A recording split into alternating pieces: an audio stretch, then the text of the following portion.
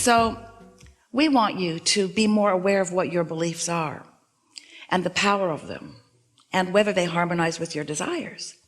A belief is just a thought that you continue to think. That's all it is. It's just a practiced vibration. And so if you've got practiced vibrations about your desires, but contradictory practiced vibrations about how you don't believe that, then you're not gaining ground. And if you're like most people, you become discouraged, and then you look for other reasons to explain why it's not going better for you. As you compare the results, the manifestational, actualizing, materializing results that others are getting as they're turning their thoughts to things, as you only measure the results, you do yourself a disservice because you have no way of knowing what their thoughts were that produced those results. So we are not encouraging you to evaluate your method by what others are accomplishing. We encourage you to evaluate your method by how you feel, by what you're doing with your energy. Because if someone else is getting really good results, it's a sure thing that they're not splitting their energy. And if you could get up close to them, you would hear them saying things like, I really like that, and I'm really looking forward to that, and this is a really good thing. And you would not hear them saying things like, I'm not sure, and I don't know what I'm doing, and I can't figure out how to do this, and life is really hard, and I really want that. But you wouldn't be hearing that from them. But if you're not aware of your own emotions, if you're only listening to words that people are saying and only observing the results that others are getting, then you're not giving yourself the opportunity to really understand what's going on with you. And what's going on with others really doesn't have anything to do with what's going on with you. You are the most technologically integrated society that has ever been, which means you've got your nose in a lot of places that does not serve you. We really think you should call it nose book.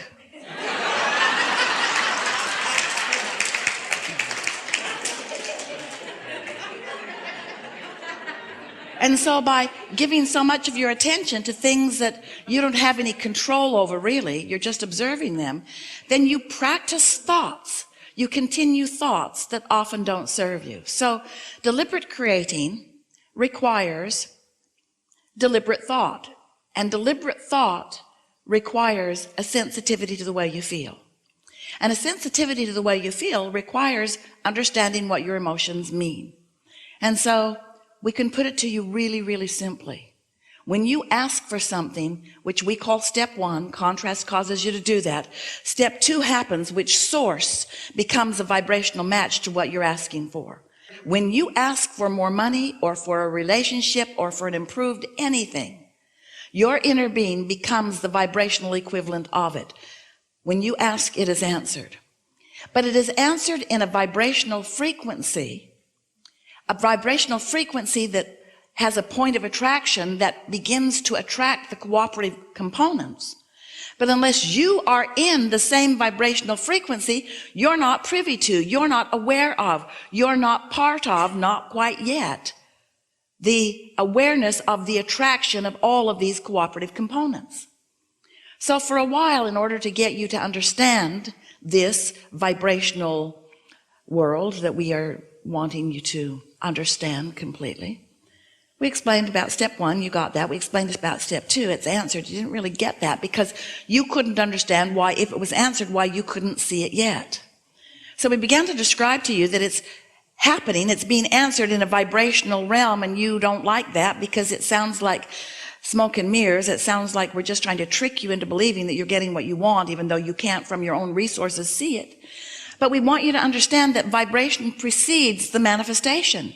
And once enough vibration is amassed, then it gets big enough and big enough and big enough that eventually you may begin to translate it through your own physical senses. So there's this vibrational reality that has amassed. It's so important that you believe in this vibrational reality. We gave it a name. We call it the vortex. The vortex of attraction is this swirling mass of energy that is bringing to it all things that you have asked for. Wrote a whole book about it, so you'd think it was real.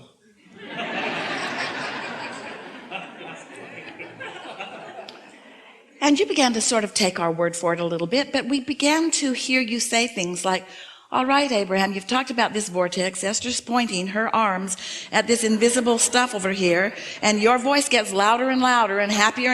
You talk about this vortex of creation where everything you want is. Just tell me, how do I get my stuff out of the vortex and into the bank? How do I get it out here where I can see it? And then for a while, we said, go in there. Go in there where it is. Go in there where it is. Well, you just kind of freaked out over that.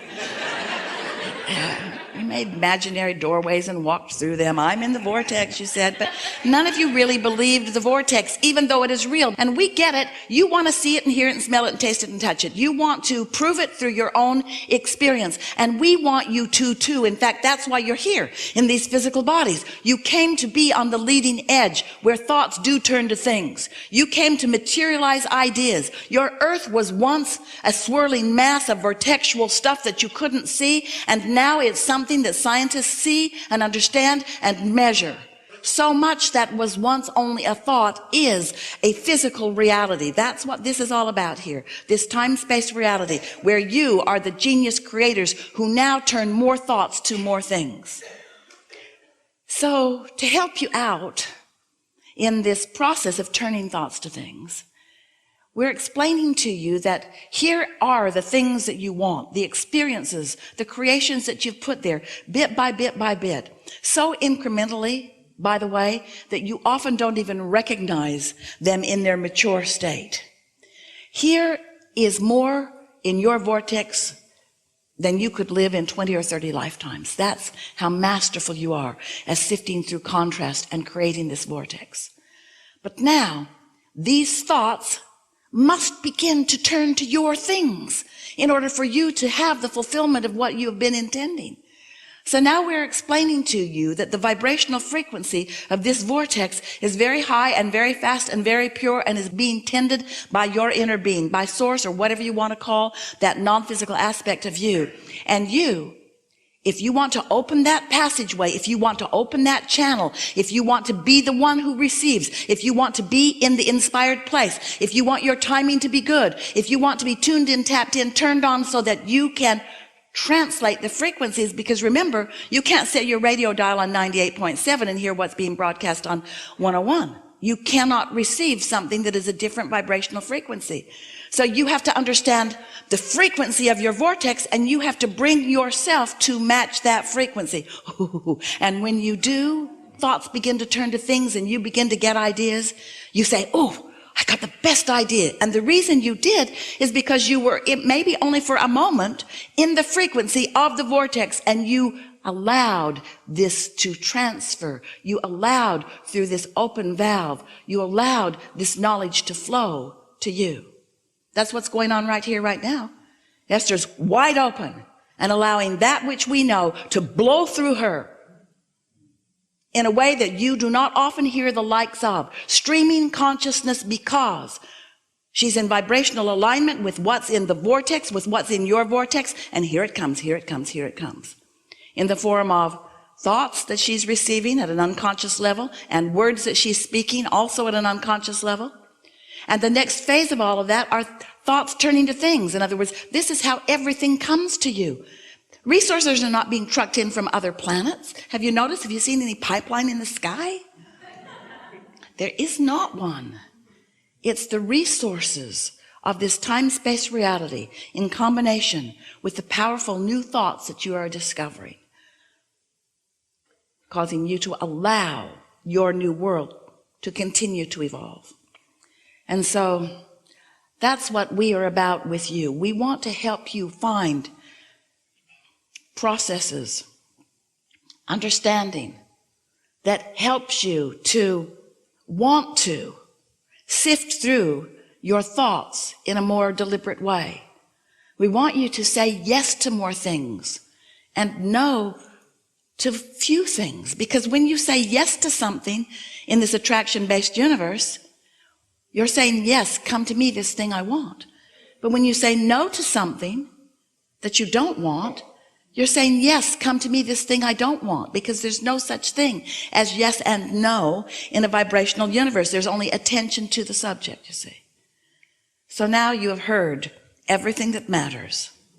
You've heard everything that matters for you to live happily ever after. And by that we mean for you to experience the success of alignment, which produces for you clarity and a really sweet spot as you get to witness the universal forces helping you turn your thoughts to things. We're eager to talk with you about anything you want to talk about. There is nothing off limits. We'll help you in achieving a vibration that makes you more ready to be the receiver of the understanding and the manifestations that you seek. Don't worry about it if you are not specifically called on, because we are understanding what each of you wants, and there are some of you who are ready to ask a question for many. We may very likely call that person to ask that question for many, but it is our promise to you that whatever is active in your question will be answered here today. There is a slight question about whether you'll be in the vibrational place to hear it.